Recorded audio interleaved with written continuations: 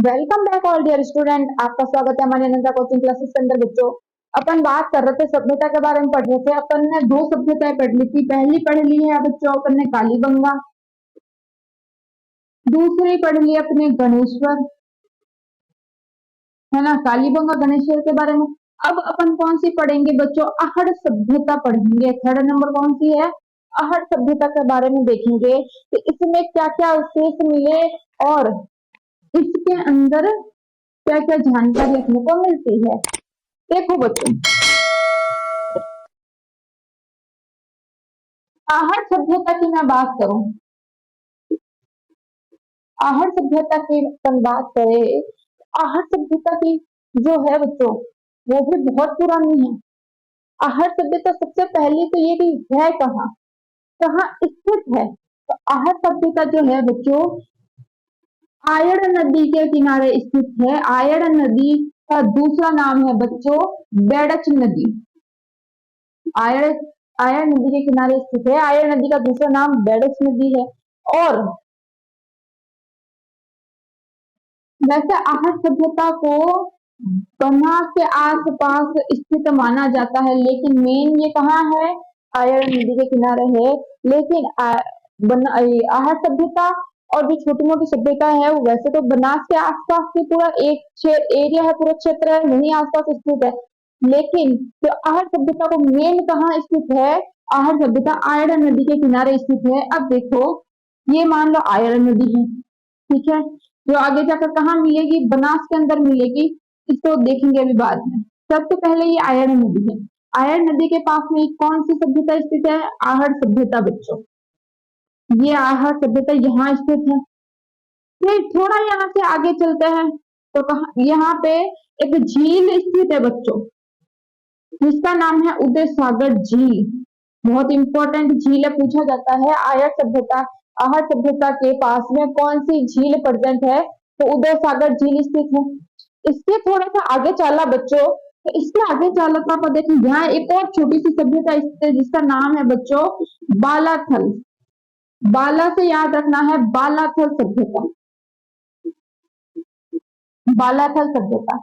फिर इसके पास में यहाँ पे एक दुर्ग स्थित है। यहाँ पे एक दुर्ग बना हुआ है। किसी को पता हो तो कमेंट में मैसेज करना कि कौन सा दुर्ग बना हुआ है। कमेंट में मैसेज करो कौन सा दुर्ग बना हुआ है, देखते हैं किसको कितना याद है। यहाँ पे जो दुर्ग बना हुआ है बच्चों वो है चित्तौड़गढ़।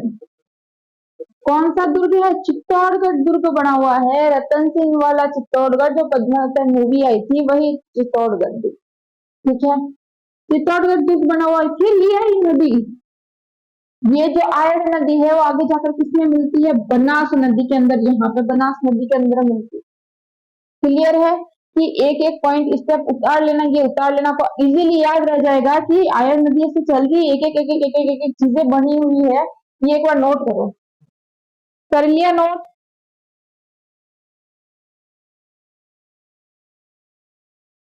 देखो,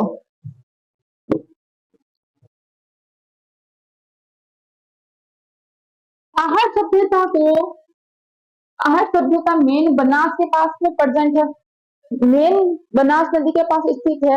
लेकिन एग्जाम में पूछा जाए तो आपको आयड़ नदी राइट करना है। बनास के पास स्थित है, बनास के आसपास का एरिया है, इसलिए इसको क्या बोला जाता है? बनास संस्कृति बोला जाता है बच्चों। क्या नाम है इसका?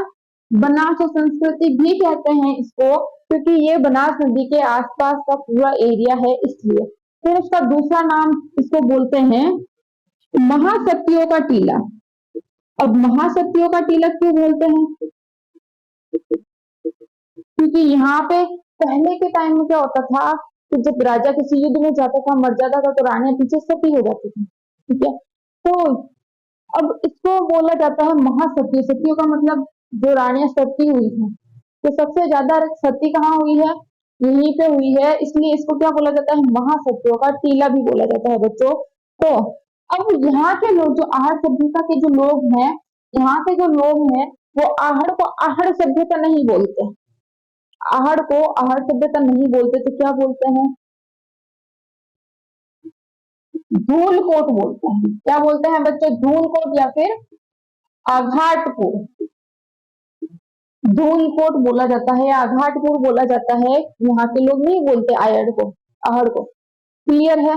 देखो बच्चों, ये चीज नोट करो, इंपॉर्टेंट चीजें हैं, एग्जाम में पूछी जाती है क्वेश्चन। फिर देखो यहाँ जो चीजें मिली, यहाँ पर एक कोठी मिली, कोठी नहीं कोठी, जहाँ पुराने टाइम में राजा महाराजाओं के जो बैठते थे, पूरा उनके एरिया बीच में रहा, कुछ दासियां नाचती थी, कुछ नचनियां नाचती थी, तो उस नचनियाओं के लिए कोठी बनाई गई, कोठा नहीं कोठी बनाई गई, तो उस कोठी को द्वारे भी बोलते हैं। तो वहां कोठी के अवशेष मिले, किस चीज के बच्चे नोट करना, कोठी के अवशेष मिले, इंपॉर्टेंट क्वेश्चन है, ये पूछा जाता है। कोठी के अवशेष मिले जहाँ पे नाच होता था, जब महफिल जमती थी, पूरी दासियां नाचती थी वहां पे, तो उसको कोठी या फिर गोरे बोला जाता है। बच्चों ये चीज नोट करना। फिर क्या मिला, फिर यहाँ पे मिला बच्चों, फिर यहाँ पे मिले कुछ गड्ढे, कुछ गड्ढे जिसके अंदर क्या रखे होते हैं, कुछ मिट्टी के इस तरह के बर्तन रखे होते हैं, इस तरह के बर्तन रखे होते हैं, जो क्या करते थे, बारिश के समय बहुत पानी भर जाता था, तो वहां पानी सोखते थे ये गड्ढे। तो कुछ इस तरह के गड्ढे मिले वहां पे, और उन गड्ढों के अंदर क्या मिले बच्चों, कुछ मिट्टी के ऐसे बर्तन मिले, और घड़े कह सकते हैं अपन इनको, ये पानी सोखने का काम करते थे, पानी सोख लेते थे। ये मिले दूसरा अवशेष, तो ये मिला फर्स्ट अवशेष, कोठी मिली। फिर तीसरा अवशेष क्या मिला, कुछ इस तरह के बर्तन मिले। अब आजकल अपन जो दूध वगैरह पीते थे उसका हैंडल आता है पकड़ने का, लेकिन पहले के बर्तन में हैंडल नहीं होता था, पहले के बर्तन में हैंडल नहीं होता था।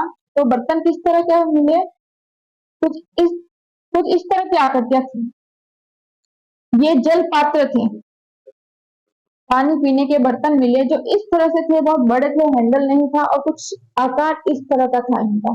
तो जल पात्र के अवशेष मिले। तीसरी चीज नोट करना, जल पात्र के अवशेष।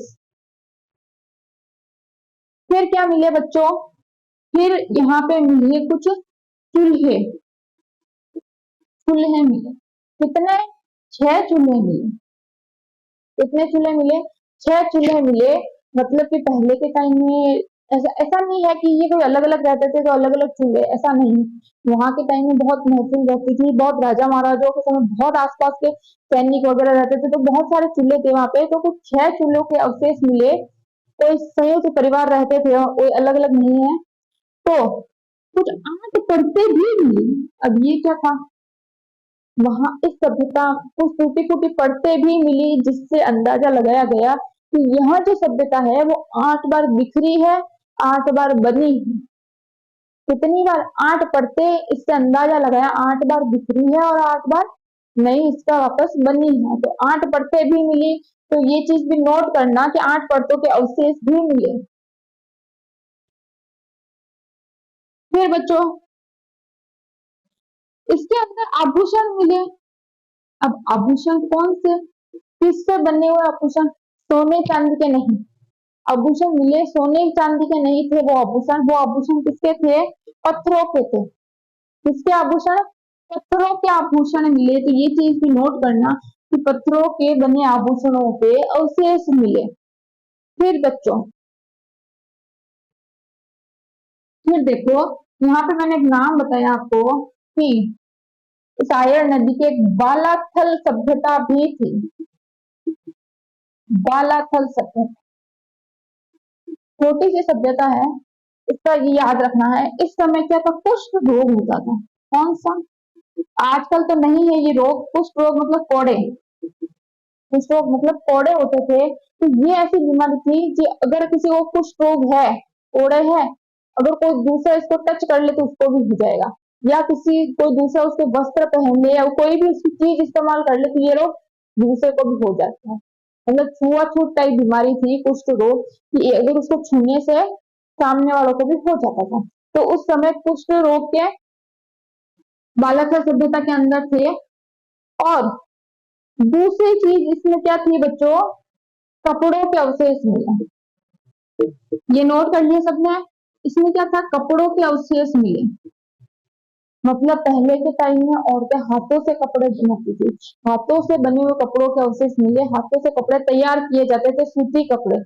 तो सूती कपड़ों के कुछ अवशेष मिले, ये चीज भी नोट करना, ये इंपॉर्टेंट है, एग्जाम में पूछी जाती है। फिर एक छोटी सी सभ्यता यहाँ पे और थी, बाघोर सभ्यता।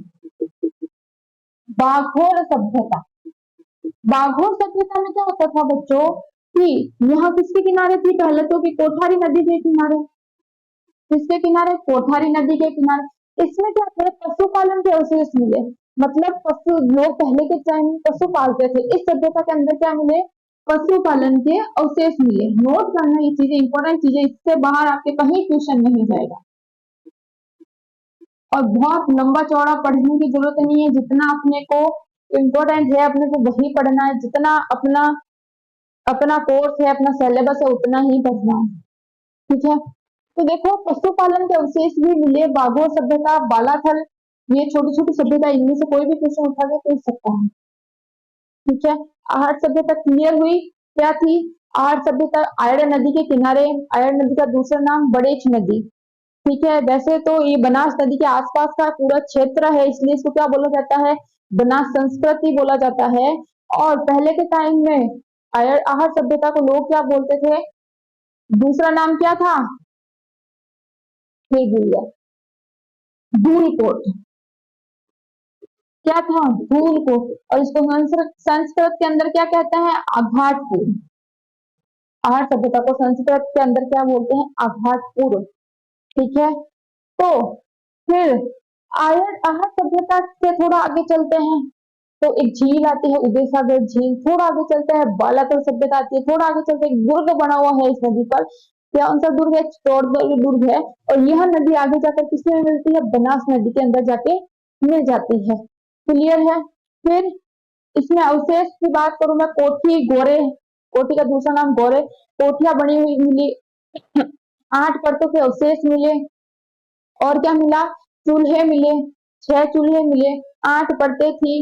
इसके अलावा क्या मिला, कुछ जल पात्र के बर्तन मिले, आभूषण मिले, जो किसके बने हुए थे, पत्थरों के बने हुए थे, ठीक है। जल पात्र जो बर्तन थे ना, वो उनका शेप कुछ इस तरह से था। अब आज की जो गिलास होती है वो इस तरह से होती है, लेकिन ये पहले के टाइम क्या थी, इस तरह से थी, इनका कोई हैंडल नहीं था। अब तो कप वगैरह आने लग गए जिसके हैंडल वगैरह आने लग गए। फिर इसमें क्या मिला, कुछ गड्ढे मिले जिसके अंदर कुछ बर्तन थे, घड़े थे, जो क्या करते हैं, पानी सोखने का काम करते थे। कुछ गड्ढे के अवशेष मिले, है ना, क्लियर है। यहाँ तक कोई डाउट हो तो मुझे कमेंट में मैसेज करना, बहुत इजी वे में समझाया, आसानी से समझ में आ गया होगा। एक बार और वीडियो देख लोगे तो पूरा क्लियर हो जाएगा, इससे बाहर आपका कहीं क्वेश्चन नहीं जाएगा, ठीक है बच्चों। जय हिंद, जय भारत।